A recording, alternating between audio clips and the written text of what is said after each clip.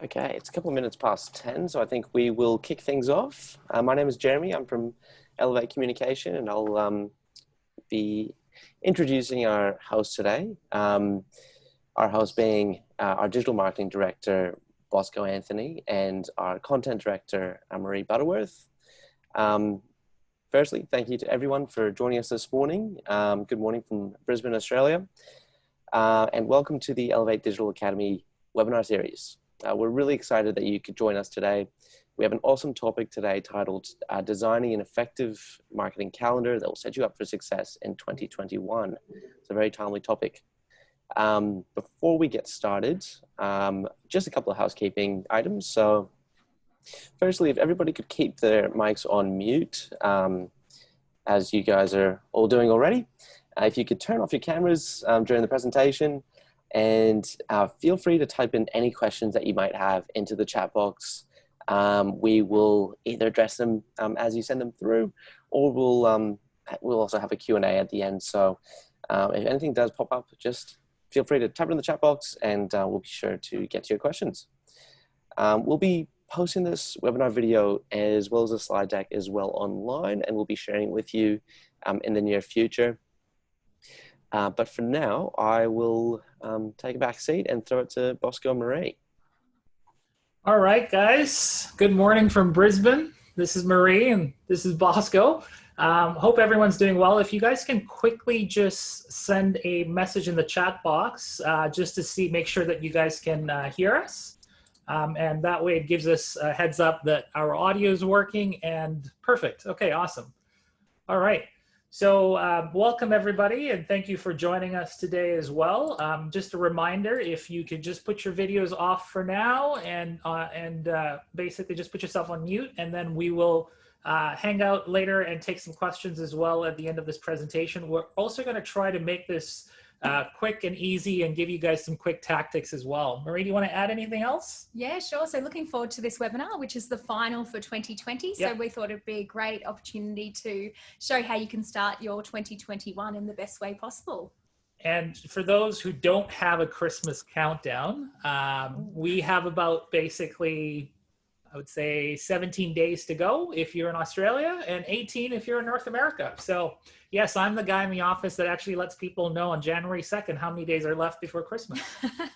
So we're going to start off with the marketing calendar and what are the benefits to your business, and why it's so important to start mapping out your calendar now. The three things that really come to mind is the fact that the first thing is it allows you to plan forward. And most people who are in marketing are constantly trying to look at marketing from, what's coming up next week, or what do I have to do this week? And you're constantly using the word, I just don't have time, or we're just so busy. So allowing yourself room to start mapping out at least the first 3 months, whether it's January, February, and March, at this point in December, it just gives you an edge. It gives you a competitive start to the year. And I think that's the reason why a lot of you are here on today's call. The other thing is it allows you to identify your resources, what you have in-house, what you don't have, what you may need. You might sit there and go, I actually need to film some video testimonials. I probably need to reach out to a videographer. I'm running a Facebook campaign. I need some creatives. We're doing a PR and press release. What do you need in that world, Maree? Yeah, sure. So at Elevate, I look after a lot of the content for many of our brands. And getting a calendar together, it allows you to really plot out the elements of the year that you actually can control. And in my mind, having a marketing calendar means that you've got everything in place so that you can handle the things that come up unexpectedly. Because as we know, everything constantly changes. The environments we operate constantly changes. So if we can have a marketing calendar in place for the year ahead, then we can ensure things are plotted out for the year ahead, and then we can control and have a handle on other things that will come up. Yeah, I mean, and even for us at Elevate, we're constantly innovating ourselves as well. We're already looking at some of the topics we want to have next year for the webinars as well. What are some of the topics our clients are asking us to do webinars on? And so we're already mapping that this year so that we're ahead of the game next year. And the other thing as well is, there might be a portion in your marketing that you may need help in, or there might be a portion in your marketing in the calendar that you may need to spend some more time in. It could be your email marketing calendar. It could be your blogs. So I'm just curious for the people that are on the webinar today, if you have any area that's concerning you, if there's one area that you would like to do better next year, feel free to throw it into the chat. So when we get to the Q&A, we can give you some tips on how to get a head start. As well, the other thing as well is building the accountability. I think at the end of the day, we all are trying to show accountability to the work that we're doing, whether we're reporting this to our teams or managers or other people that we work with. And so having a marketing calendar just gives you that competitive edge as well. So I'm going to take you down a history lesson because I'm all about history. And what we're going to introduce you to is what we call a Gantt chart. And a Gantt chart is basically a type of bar chart that illustrates a project schedule, and it's named after an inventor, Henry Gantt, in 1861 to 1919. This is a bit of random, useless facts that we're going to throw at you, but essentially this is where the marketing term Gantt chart was coined. And so to the right is an example of what that would look like, and we're going to dive a little bit deeper. And to the left is the person who actually came up with this term. Now, Maree, you've been doing this for a very long time. Mm-hmm. How many Gantt charts have you done? Oh, probably a couple of hundred, I guess, conservatively. All right. So in your honest opinion, how has the Gantt chart served you in the last few years? Yeah, sure. The Gantt chart is a great way to align a plan in our case, with our clients, to ensure that we're all aligned on expectations for a project scope. So we could do a Gantt chart just for a project that might be over a couple of months, or we might do a strategy for a client that covers an initial project, but then also maps out how marketing and communications can support them for a 12-month schedule. So they're really good at enabling us to just really plan what areas we want to achieve across all marketing and communications.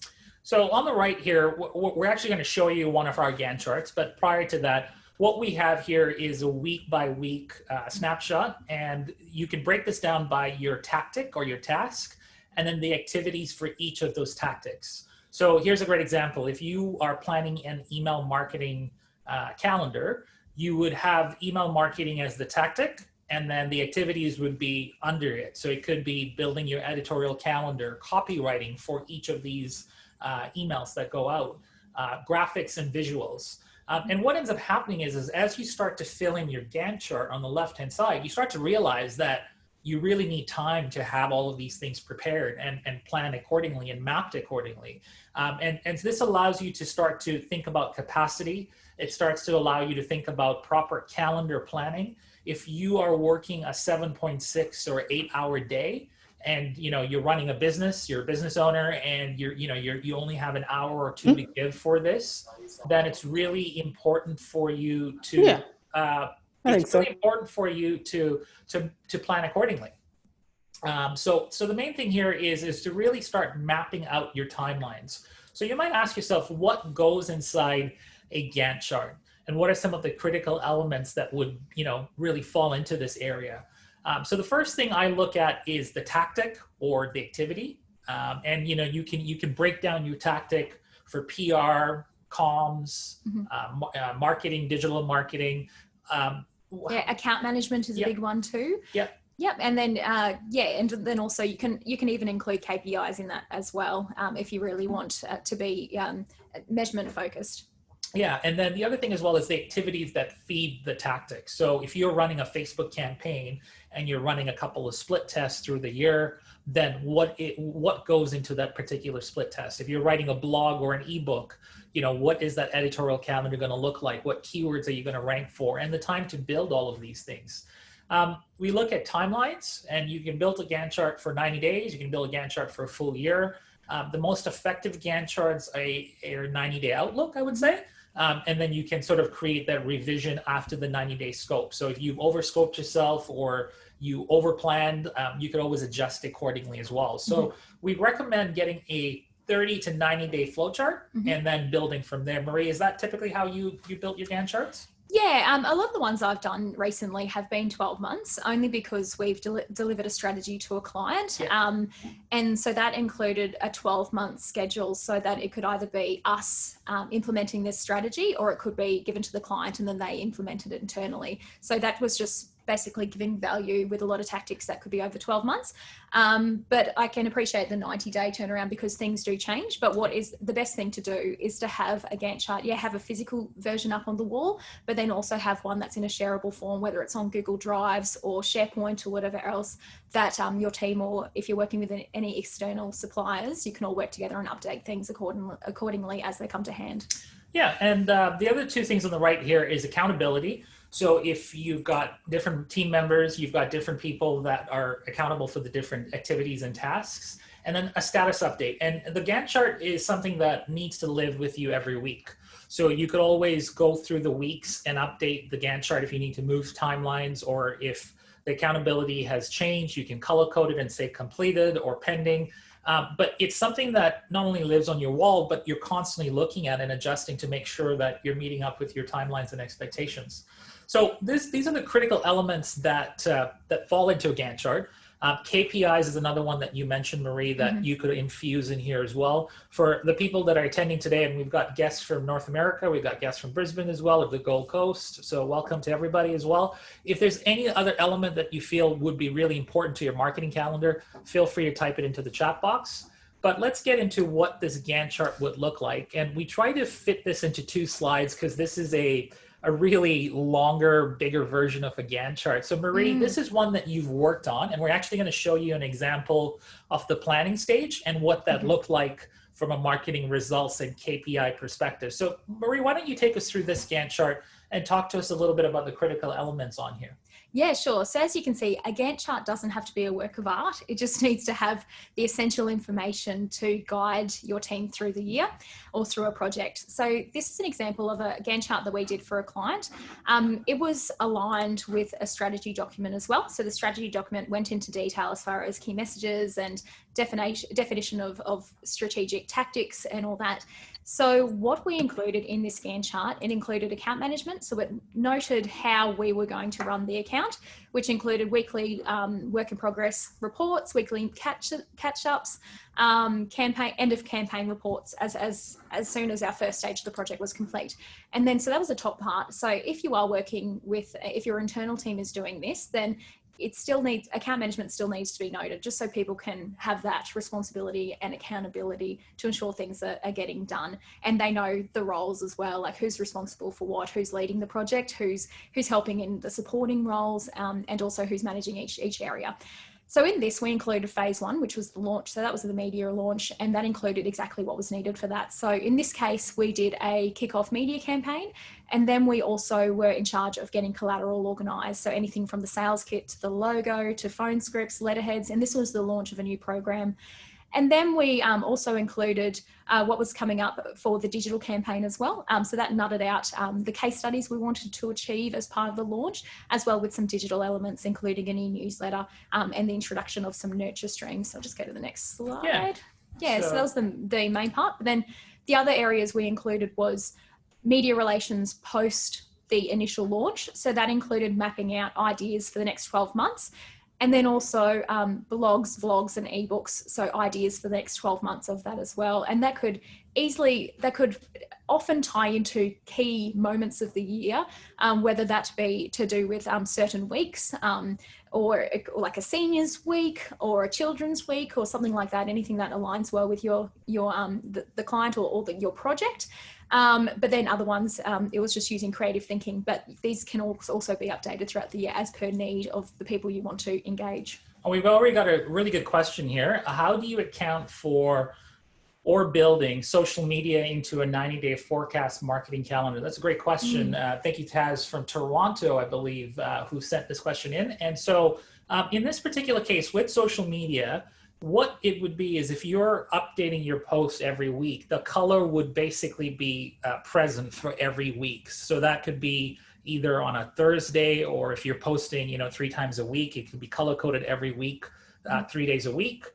Or if you're one of those people that, builds your entire content in advance and then, updates the pre-scheduler in advance as well, or you make changes through, Hootsuite or Buffer or eClincher as well. These are softwares that you can pretty much automate your future scheduled posts. So depending on how you work with social media, whether it's once a week, 3 times a week, or every day, or you're monitoring every day, the color code would be basically every day, and it would be assigned to your accountability. So you would initial your name. So for something like a 90-day forecast or marketing calendar for social media or posting content, you'd either have an ongoing Gantt chart, which would color code every day, or every second or third day, depending on your schedule. Would you agree, Maree? I'd also suggest, because yes, that schedule elsewhere, whether it's on Hootsuite or eClincher or whatever else, will have more detail of what you're posting. But within this actual Gantt chart, you'd have key themes of what you want to hit.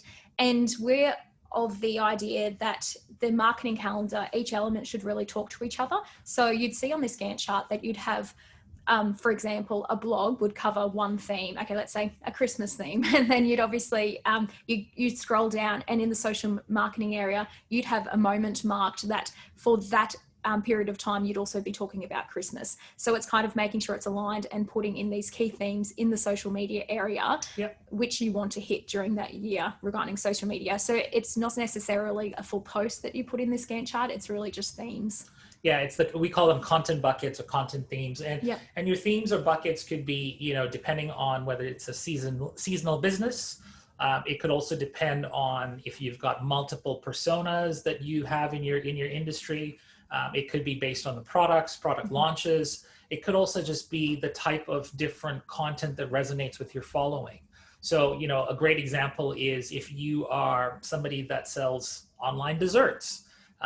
No mention of somebody that's actually on the call today, but if you're selling online desserts and you're split testing, or you're actually doing different types of posts, a content bucket like a recipe, or a content bucket like a new product line, a content bucket for health and wellness. These are all different types of content buckets that you could potentially put into your Gantt chart as well. So that's a great question as well, Taz. If anyone else has any other questions, feel free to throw them into the chat, and we will do our best to answer them as we go along. So the next part is, why do you need a marketing calendar today, especially something like a Gantt chart? And I think the first thing is that you get a holistic viewpoint of your year or your quarter, or, the start of your fiscal year, depending on where you start. But it also allows you to see this holistically, whether your capacity can actually back the work up. You may need help, you may need assistance. A lot of clients come and hire us because they're just at full capacity and they need that extra support, whether it's a PR campaign or an advertising campaign, or if they need us to take on their communication side of things. But by plotting out your Gantt chart with the different areas and content buckets, you start to realize February might be a shorter month, but it's looking really busy right now, and I may need some resources. You may start looking at this and going, actually, we have a really slow month in December. We need to start ramping up our plans for the month of December. So having that holistic viewpoint that gives you a viewpoint from an annual or quarterly perspective gives you a better vision of your marketing needs, as opposed to trying to figure out what's happening next week. Would you agree? Yeah, absolutely. We talked a little bit about the content themes as well. We'll get into that as well a little bit more. And we're also talking about split testing right now. So if we're doing advertising or digital advertising and we're running campaigns, you could potentially run your split testing calendar every month of the year. So if the Facebook advertising or Google advertising is part of your digital activity and you want to try to target different markets, every month could be part of your split test. And you could say, this month we're going to be testing online shoppers versus people that normally buy things through our stores.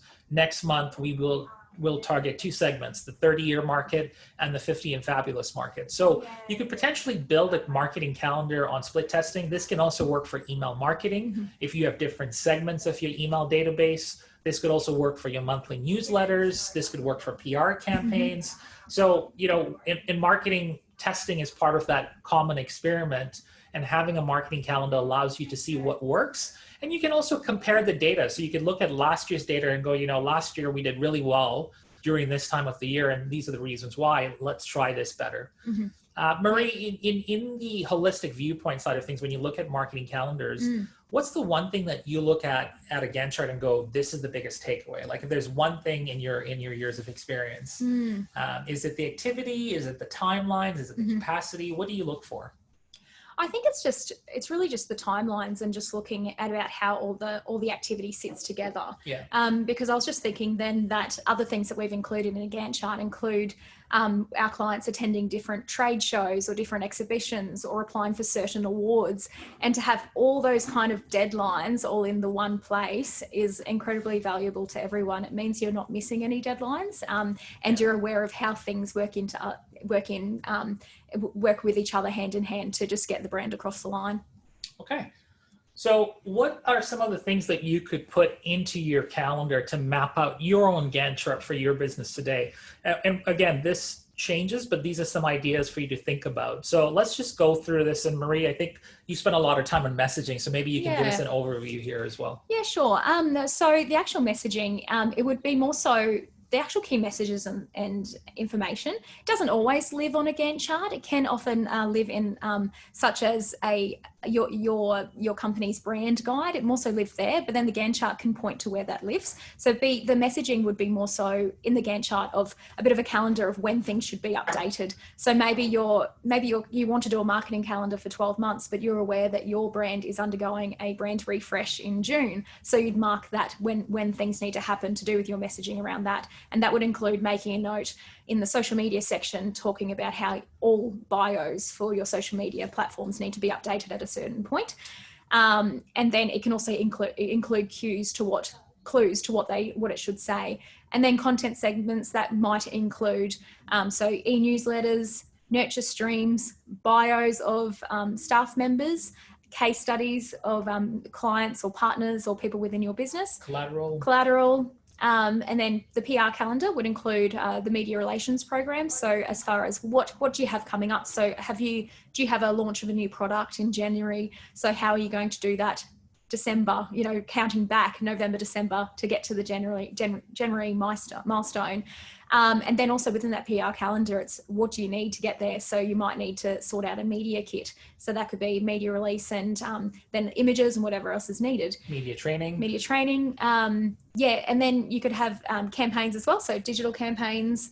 And then communication schedules. So that kind of ties with content. So just what do you need to achieve throughout this time? And as I mentioned before, other things that you can map out are when award submissions are due. So, and then, award submissions are a big one. Exhibitions you'd like to attend. Any key marketing that you need to, or collateral do you need to create over the next 12 months? And Yeah, and this also holistically could look at if you're a personal brand and you want to start speaking at conferences. Mm-hmm. Most conferences are looking for speakers a year out in advance. So what do you need for a conference? Potentially a speaker kit, some copywriting to feed that speaker kit. So you're applying for these conferences. If you are speaking at podcast and you want to start building a repertoire of having an online digital presence, most people are looking for podcasts in advance. So, there's that whole process of outreach and sending people your biographies. If you're on the front lines and you are trying to enhance and improve your conversions and sales, you may need some sales kits. If you're introducing products into stores, you may need some marketing collateral material or even some print and digital material that you can send to stores to get your product placed in there. So this could work not just from one marketing tactic. This could work for everything. It could work for sales and development, business development, personal branding. This could work for running of your marketing for your retail and franchise stores. What we're providing you today is sort of the skeleton.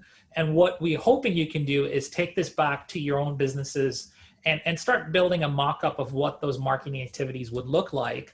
And we'd be happy for you to come back to us with your questions or thoughts with this particular experiment. Now, what we're going to do is we're going to actually show you the results of a successful Gantt chart. And so Maree, this is a proud project that you've been involved with. And we're going to take you through a series of storytelling narratives from the images that you currently see on the screen. And this is the output or the results from a successful Gantt chart. And this is a local case study. So Maree, why don't you tell us a little bit about the brand? And what happened in this particular case? So Act for Kids is a leading child protection agency based in Brisbane, but they are national. Their goal is to educate and also prevent child abuse and neglect. So they help around 45,000 children and families each year, which they're a pretty amazing not-for-profit organisation. So we've worked with them for a couple of years, but they engaged us earlier this year to help them launch a new program of theirs, which was Act for Kids Academy. So that program, they're aiming to get people within corporate and organisations to become child safety champions within their work. So because a lot of people just aren't aware of how to identify any issues in society, in their community. So if a child is being abused or neglected. So the Academy provides them an online learning tool, which is also available in person or via blended learning, online or face-to-face, to help educate people about the issue of child abuse in Australia. How do you know if a child is disclosing that something has happened to them? And a few other pieces of information. So we were brought on in September to do their strategy for this new social enterprise. And so we did a discovery session and mapped out a strategy, but in partnership with that, we also produced a Gantt chart as well.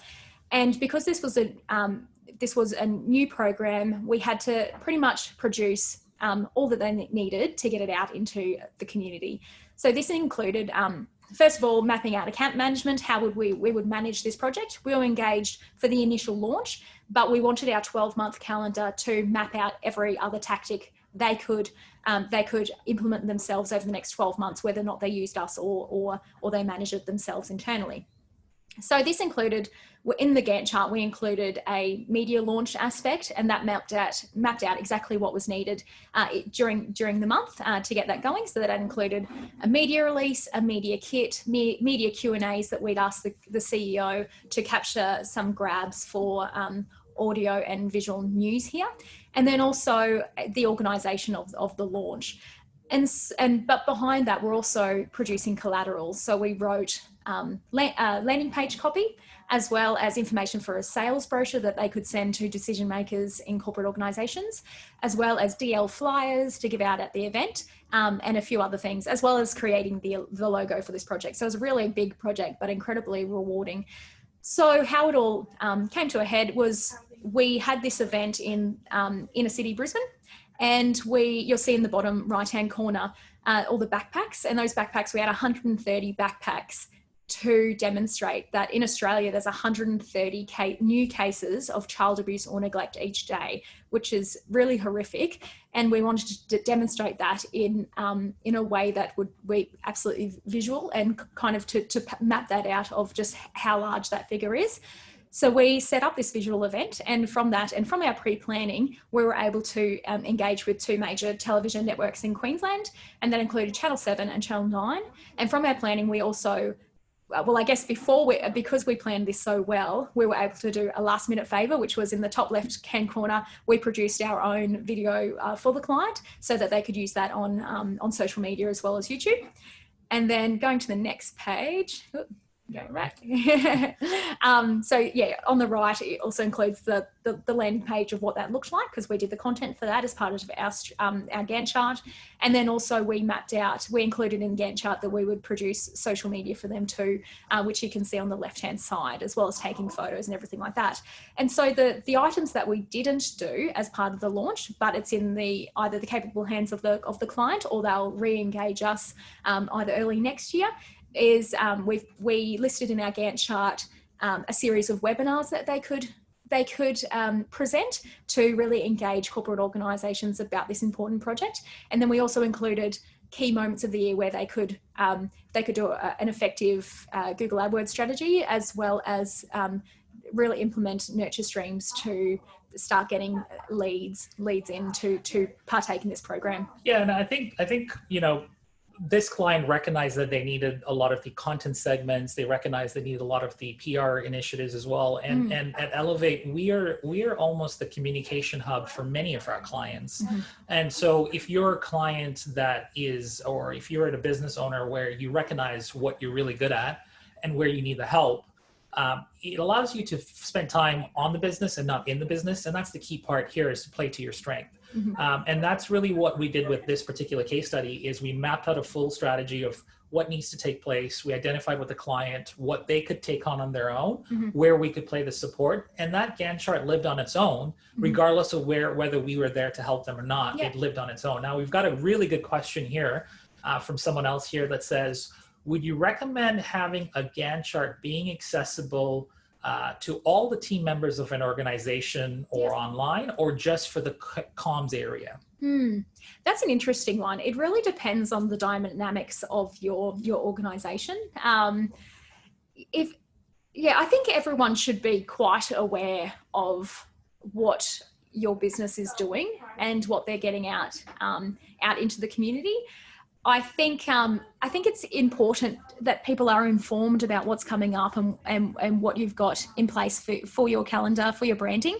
But it also depends how big your business is. So some departments don't need to know every little detail. So it'd be more like ensuring everyone's across the bits and pieces that they need to be. What would you say, Bosco? I would say it really just depends on who the executioners are and how aligned are they with the leadership team. So if you have a hands-on team that works together and one person does copywriting or creatives and you need to get them all involved, then yes, absolutely.